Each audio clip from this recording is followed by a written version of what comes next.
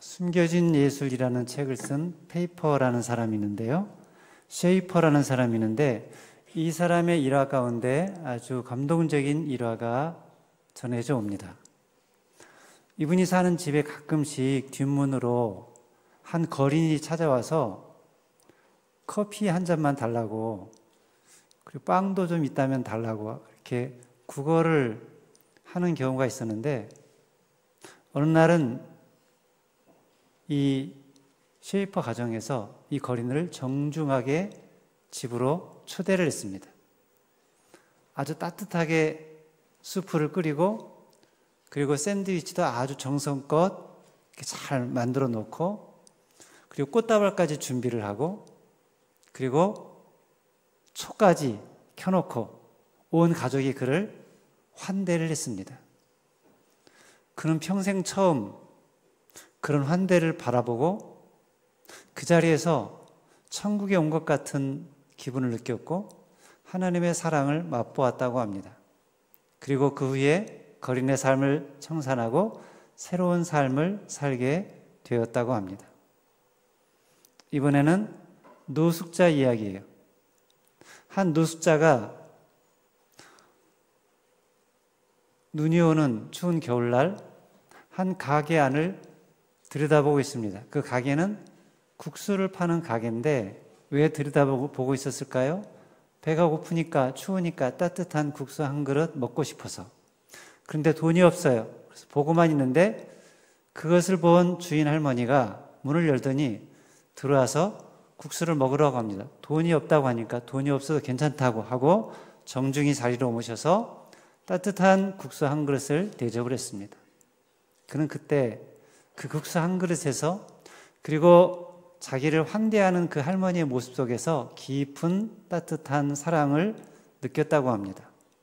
10년이 지난 후에 그 가게에 한 멋진 신사가 찾아왔는데 큰 사업을 하는 사장님이었어요. 근데 알고 봤더니 그는 10년 전에 그 집에서 할머니로부터 국수 한 그릇을 대접받은 노숙자 출신이었어요. 그때 그는 따뜻한 국수 한 그릇을 대접받으면서, 환대를 받으면서 나도 누군가에게 따뜻한 국수 한 그릇을 대접하는 사람이 되었으면 좋겠다라는 소망을 갖게 되었고, 소망을 가지고 일을 하다가 결국은 사업에 성공해서 그런 모습으로 오게 되었다는 거예요. 따뜻한 환대 하나가 사람의 인생을 이렇게 바꾸어 놓았다는 것입니다. 여러분, 환대가 무엇입니까? 11월 성품 달력에 환대가 나오는데 거기 보면 환대가 뭐라고 적혀 있습니까? 환대는 하나님께서 보내주신 사람들에게 음식과 숙소와 영적 활기를 기쁘게 나누는 것이라고 써 있습니다. 음식과 숙소와 영적 활기를 누구에게 기쁘게 나눈다고요? 하나님께서 보내주신 사람에게. 자, 그런데 누가 하나님이 보내주신 사람입니까? 누가 하나님이 보내주신 사람인지 우리는 잘 몰라요. 그렇죠? 그런데 우리가 모르는 사람들 가운데 하나님이 보내주신 사람들이 있다는 거예요. 그러니 누가 하나님이 보내주신 사람인지 구별하지 말고 누구라도 나를 찾아온 사람에게 환대하라는 것입니다. 그러면 그러다가 부지 중에 천사를 대접할 수도 있다고 히브리서 13장 2절에서 말씀합니다. 같이 읽겠습니다. 시작. 손님 대접하기를 잊지 말라. 이로써 부지 중에 천사들을 대접한 이들이 있었느니라. 자, 여기서 부지 중에 천사들을 대접한 이 누굴까요? 아브라함이죠. 창세기에 보면 아브라함이 예고 없이 찾아온 나그네들을 극진히 환대했는데 알고 보니 그들이 하나님의 천사들이었습니다. 그러니 우리도, 너희도 누구든지 차별하지 말고 구별하지 말고 누구라도 찾아온 사람을 환대하라는 것입니다. 그래서 그가 얼마나 중요한 사람인지를 느끼게 해 주라는 거예요. 성경은 특히 가난한 자들, 고아들, 과부, 나그네를 환대하라고 말씀합니다. 왜 그들을 환대하나? 하나님이 그들을 환대하시기 때문이에요. 그게 하나님의 성품이기 때문이에요. 여러분, 하나님은 환대의 하나님입니다. 환대의 원조이십니다. 환대를 시작하신 분이십니다. 죄를 짓고 숨은 아담과 하와를 찾아가서 가죽옷을 만들어 주신 분, 그분이 하나님입니다. 그 최초의 하나님의 환대죠. 죄악된 땅을 물로 심판하는 가운데 노아와 그 가정을 구원하심도 하나님의 환대입니다. 소망이 없던 시대에 아브라함을 선택하심도 하나님의 환대고, 도망자 모세를 찾아 만나시고 구원자로 해방자로 세우심도 하나님의 환대입니다. 밧세바와 간음하고 그 남편 우리아를 전장에 나가 죽게 한 죄를 지은 다윗을 회복해 주심도 하나님의 환대입니다. 구약은 거듭거듭 죄를 짓고 도망가는 이스라엘 백성을 환대하시는 하나님을 보여주고 있습니다. 그런데 그들 가운데 특히 사회에서 소외된 자들을 환대하라는 하나님의 말씀이 많이 나옵니다. 신명기 10장 18절 말씀을 읽겠습니다. 시작. 고아와 과부를 위하여 정의를 행하시며 나그네를 사랑하여 그에게 떡과 옷을 주시나니. 시편 146편 9절도 보겠습니다. 여호와께서 나그네들을 보호하시며 고아와 과부를 붙드시고 악인들의 길은 굽게 하시는도다. 왜 우리가 이런 사람들을 환대해야 하나? 왜 약한 자, 소외된 자, 나그네 같은 사람들을 환대해야 하나? 그게 바로 하나님의 마음이기 때문이라는 거예요. 하나님께서 그런 자들을 환대하셨기 때문이라는 거예요.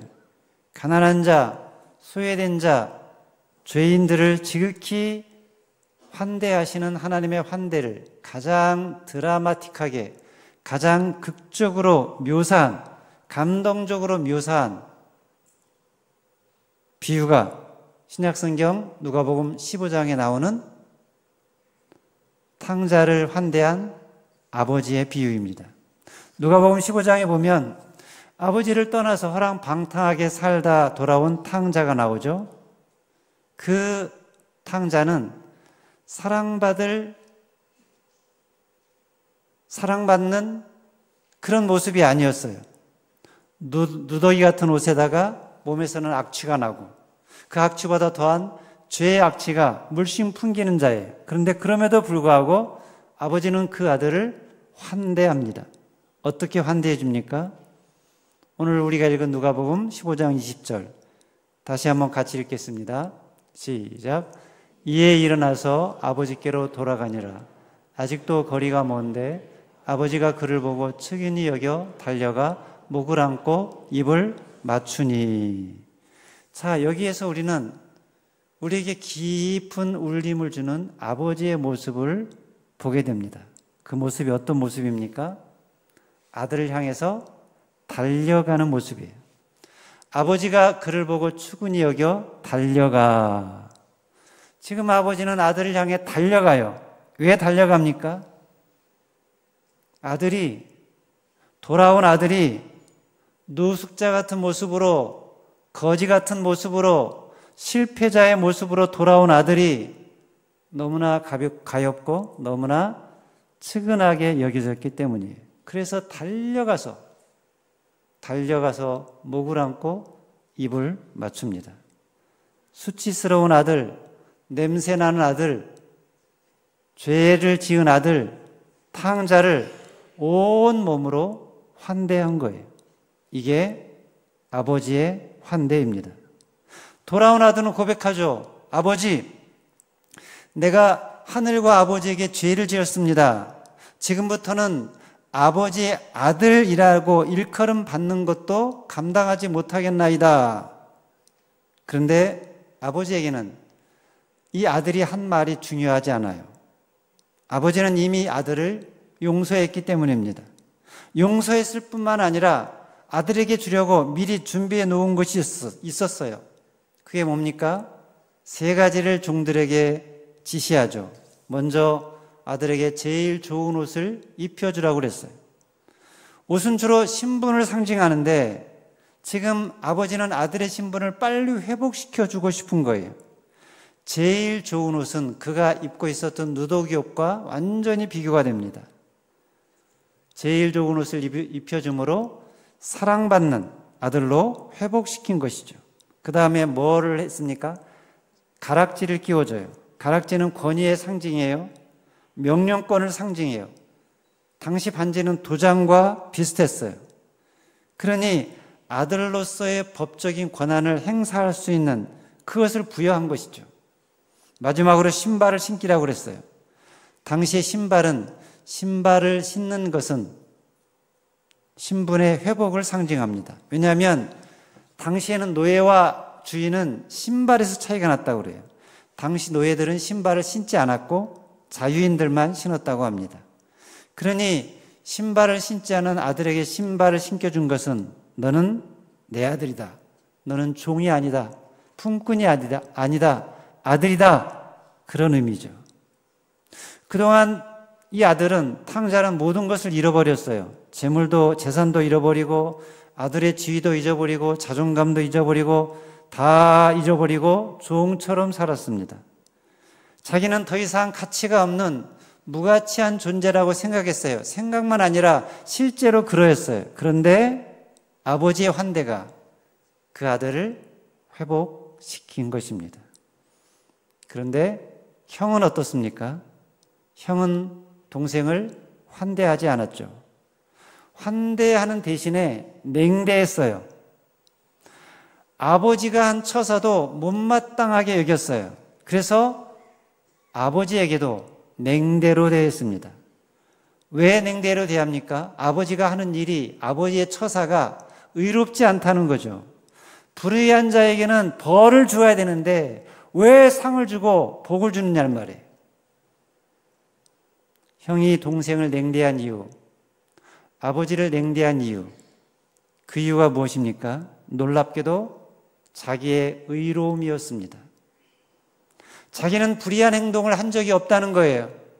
자기는 의롭다는 거예요. 자기는 성실하게 모범적으로 살았다는 거예요.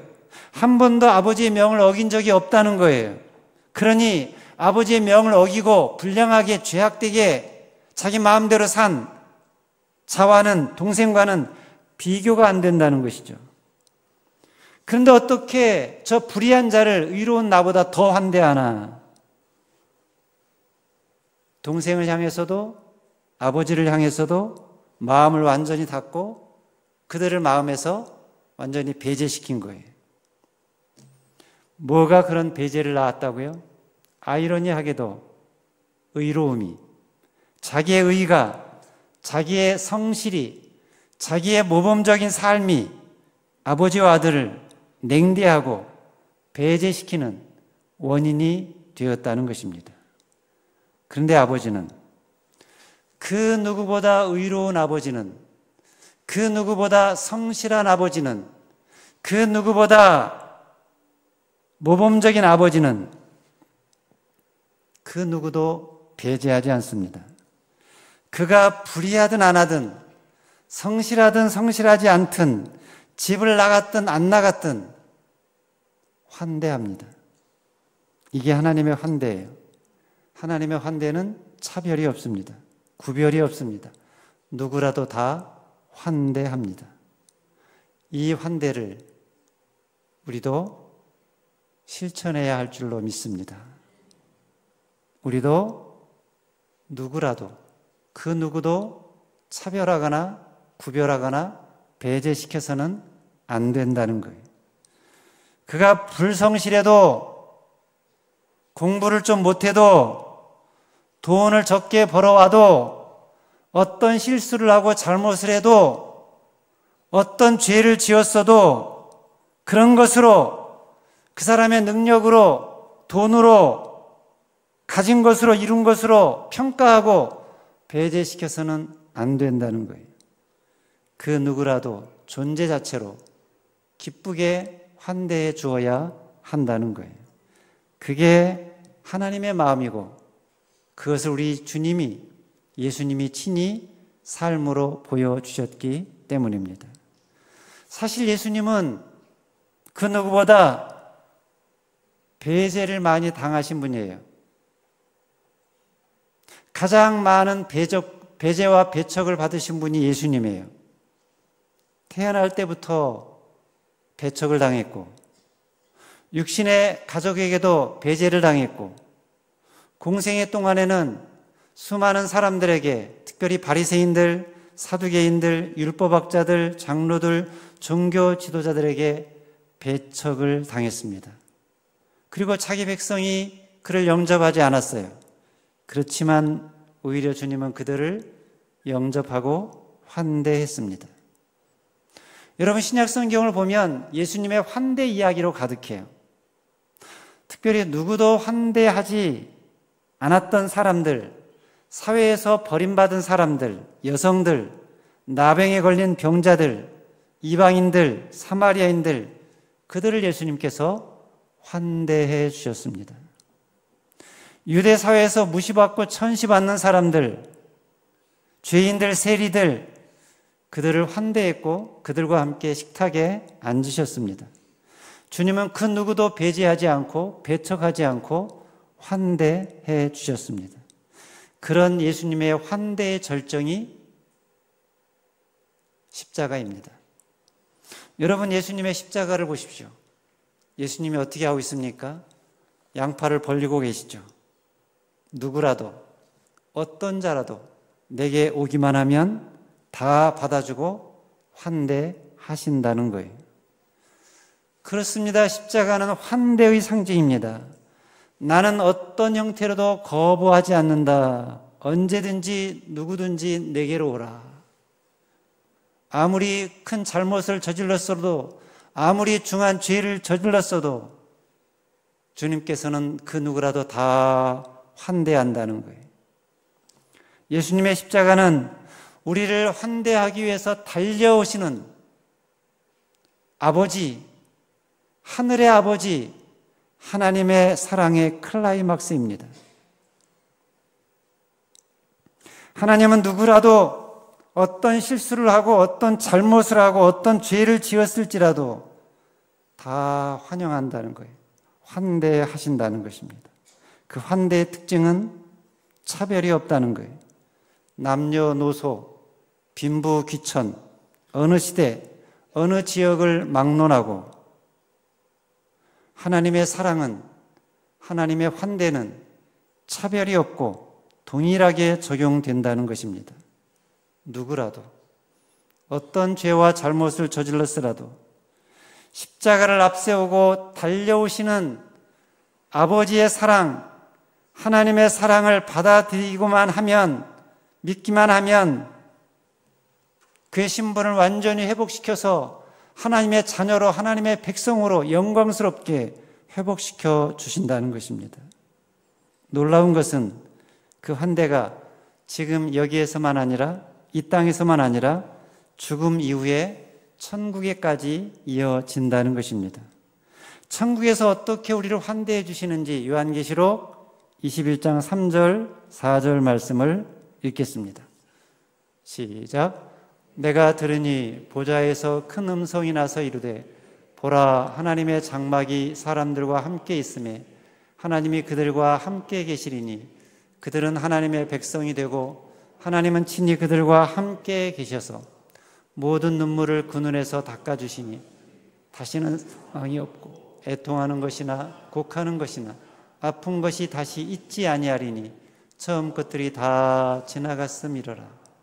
마지막 날에 하나님 나라에서, 이 땅에서 이런저런 일로 눈물을 흘리며 고통당하고 배척당했던 사람들 하나님이 다 받아주시고 환대하신다는 거예요. 환대하시는데 그 눈에서 눈물을 닦아주심으로, 참된 위로를 주심으로 환대가 시작이 된다는 거예요. 그래서 다시는 그 어떤 이별의 슬픔도 죽음의 아픔도 두려움도 없게 해 주신다는 거예요. 왜 이렇게 환대해 주시나? 이게 하나님의 마음이고 이게 하나님의 본성이라는 거예요. 이게 하나님의 성품이라는 것입니다. 그러므로 그 하나님을 아버지로 둔 우리도 하나님처럼 환대하는 자가 되어야 한다는 것입니다. 우리의 주님이신 예수님이 그 누구라도 환대하신 것처럼 우리도 환대하는 자가 되어야 한다는 것입니다. 어디에서요? 나중에 죽어서 천국에서가 아니라 지금 여기서, 지금 내가 있는 곳에서 나를 찾아오는 자들을 내가 환대함으로 그가 얼마나 소중한 사람인지를 느끼게 해줌으로 바로 거기가 천국으로 변하게 하는 자, 그런 자가 되라는 것입니다. 그게 하나님의 뜻이라는 거예요. 그게 예수님의 뜻이라는 것입니다.